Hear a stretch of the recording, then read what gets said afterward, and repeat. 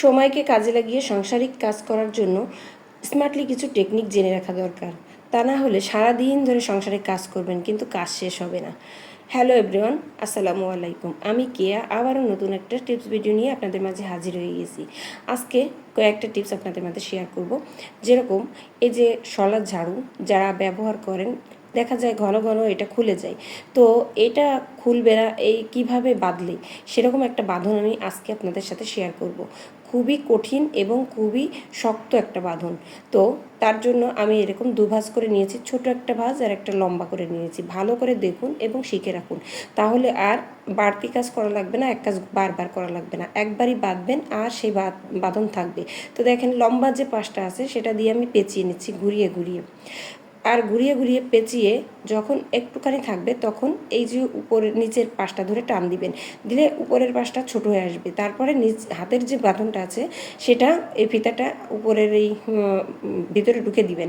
এরপরে এটা এমনভাবে টান দিবেন, দিলে দেখবেন এতটা শক্ত হবে বাঁধনটা, মনে হবে এমনিতেই টাইট হয়ে গেছে। তারপরে নিচের যে হাতলটা আছে, নিচে হাতের যে অংশটা আছে, এরপরে দেখতে পাচ্ছেন নিচের যে লম্বা পাশটা ছিল সেই পাশটা আর একটা দুই তিন প্যাঁচ দিয়ে নিতে হবে। নিয়ে হাতের অংশটা পুরোটাই প্যাঁচ দেওয়া যাবে না, কিছুটা অংশ বাকি রেখে উপরের অংশ দিয়ে বাঁধন দিয়ে দিতে হবে। এইভাবে যদি বাঁধন দেওয়া যায় তাহলে এরকম ঝাড়ু বারবার বাঁধন দেওয়ার কোনো প্রয়োজন হবে না, বা অন্য কোনো কিছু দিয়ে বাঁধন দেওয়ার দরকার হবে না। সামান্য এইটুকু বাঁধন দিলে দেখবেন যে একদম 6 মাস আপনার আর এটা নিয়ে চিন্তা করা লাগবে না। এটা খুলবেও না, যতই টানাটানি করা হোক অনেক টাইট থাকবে। তো আশা করি এই ঝামেলা থেকে আপনারা উপকৃত হবেন। বন্ধুরা, আমাদের মাঝে মাঝে দেখা যায় বালিশের থেকে বালিশের কাভার অনেক বেশি বড় হয়ে যায়, বিশেষ করে রেডিমেড যে বালিশের কাভারগুলো কেনা হয় বড় হয়ে যায়, তখন খুবই বাজে দেখা যায় এই বালিশের কাভারগুলো বালিশে পরালে। তখন কিভাবে বালিশের কাভারগুলো রাখা যায় সেলাই সুই সুতা ছাড়া, একেবারে কোনো ঝামেলা ছাড়াই কিভাবে আপনারা বালিশের মাপে করে নিতে পারেন, আমি সেটা একটা সুন্দর একটা উপায় দেখাবো। আপনারা চাইলে শিখে রাখতে পারেন, কাজেও লাগাতে পারেন। দেখতে পাচ্ছেন কতটা বড় হয়ে গেছে বালিশ থেকে, বালিশের কাভারটা খুবই বাজে দেখা যাচ্ছে। এটা না নিজেদের ব্যবহার করতে ভালো লাগবে, না কারো সামনে দেওয়া যাবে।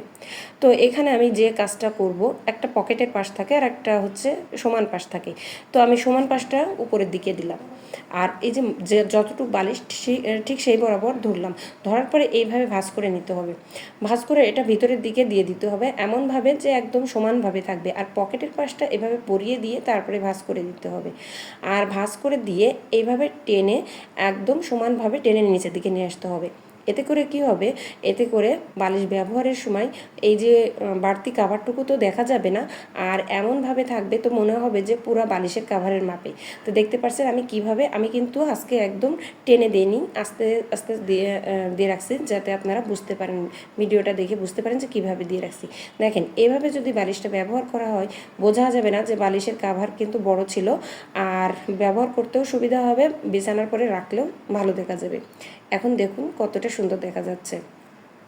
পেঁয়াজ কাটতে গেলে এমন কোনো মানুষ নেই যে কান্নাকাটি করে না। তো কান্নাকাটি ছাড়া শুধুমাত্র একটা কষ্টেপ দিয়ে কীভাবে পেঁয়াজটা কাটবেন কান্নাকাটি ছাড়া, আর একটা যে উপায় আমি দেখাবো, আজকের উপায়টা শিখে রাখুন, আশা করি আপনারা উপকৃত হবেন। তো একটা কষ্টেপ আমি আঙুলে পরিয়ে নেব। দেখেন পেঁয়াজ কাটতে গেলে কালো হয়ে যায় আঙুলগুলো, আর এই আঙুলগুলো কালো হয়ে গেলে একদম বিচ্ছিরি দেখা যায়। অনেক পেঁয়াজ যখন একসাথে আমরা কাটি আঙুলগুলো কালো হয়ে যায়, প্লাস একদম মনে হয় কেটে কেটে যায়। এতে করে আমাদের হাতের আঙুলগুলো দেখতে কিন্তু খুবই খারাপ লাগে, নিজেদের কাছেও তো খারাপ লাগে, এছাড়া পেঁয়াজ কাটতে গেলেও কষ্ট লাগে। তো এরকম কষ্টেপ আঙুলে পরিয়ে নেবেন। দেখেন আমি দুই আঙুলে পরিয়ে নেব, দুই হাতের দুই আঙুলে পরিয়ে নেব, এভাবে পরিয়ে নিচ্ছি। তো আপনারা যেভাবে পড়াচ্ছি আপনারা দেখুন, দেখলে আশা করি উপকৃত হবেন। বন্ধুরা, ভিডিওর মাঝে একটা কথা বলি, এই পর্যন্ত যারা এখনও ভিডিওটা দেখেছেন, ভালো লেগেছে, তো তাদের কাছে বলবো একটা লাইক দিয়ে দিবেন। আপনাদের একটা লাইক কিন্তু আমাদের অনেক উপকারে আসে, আমরা অনেক কষ্ট করে ভিডিও বানাই, তো একটা লাইকের আশায়, একটা লাইক থাকলে কিন্তু, একটা লাইক পেলে আমাদের মনটাও ভালো লাগে। তো যাই হোক, দেখেন আমি কীভাবে কষ্টেপটা পরিয়ে নিলাম, এই পাশের দুই আঙুলে পরিয়ে নিলাম, এই পাশের এক আঙুলে। এখন দেখেন পেঁয়াজ কাটার সময় এরকম একটা চশমা পরে নেবেন, আপনাদের ঘরে যেরকম চশমা থাকুক না কেন সেরকম একটা চশমা পরে নেবেন। তারপরে পেঁয়াজটা কাটবেন, এতে করে দুইটা উপকার পাবেন। প্রথমত চোখে তো পানি আসবে না, কান্নাকাটি ছাড়াই পেঁয়াজ কাটতে পারবেন। দ্বিতীয়ত আঙুল পেঁয়াজ কাটতে গেলে বারবার এই যে আঙুলে কিন্তু ব্যথা পাই বা কালো হয়ে যায়, আঙুলে কিন্তু অনেক সময় আঙুল কেটেও যায়। তো এই কস্টেপ পড়ার কারণে আপনাদের আঙুল কিন্তু কাটবে না, আর সুন্দরভাবে অনেক অনেক পেঁয়াজ কাটতে পারবেন একেবারে চোখ জ্বালা পোড়া ছাড়া, কান্নাকাটি ছাড়া। তো কেমন লাগলো আইডিয়াটা অবশ্যই আপনাদের কমেন্টের মাধ্যমে জানাবেন, আর এই আইডিয়াটা অবশ্যই আপনারা অ্যাপ্লাই করবেন। আমি যে ভিডিওগুলো আপনাদের সাথে শেয়ার করি, আমি কিন্তু নিজেও সেই কাজগুলো করি, আর তখন মনে হয় আপনাদের সাথে একটু শেয়ার করি, এতে উপকৃত হবেন। এরপরে দেখাবো আপনাদের সাথে আরেকটা চমৎকার টিপস।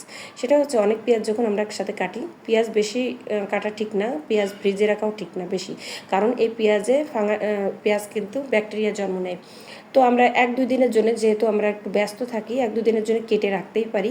তখন এই পেঁয়াজটা ফ্রিজে রাখলে দেখা যায় এই পেঁয়াজের যে ঝাঁজ ফ্রিজের ভিতরে একেবারে বাজে একটা গন্ধ হয়ে যায়। তো কি করবেন, কি করলে পেঁয়াজের গন্ধটা ফ্রিজের ভিতরে ছড়াবো না? যদিও এটা বক্স মুখ আটকে রাখবো, তারপরেও যে জিনিসটা আমি অ্যাপ্লাই করি আপনাদের সাথে সেটাই শেয়ার করছি, আমি উপকৃত হই বলেই আপনাদের সাথে শেয়ার করছি।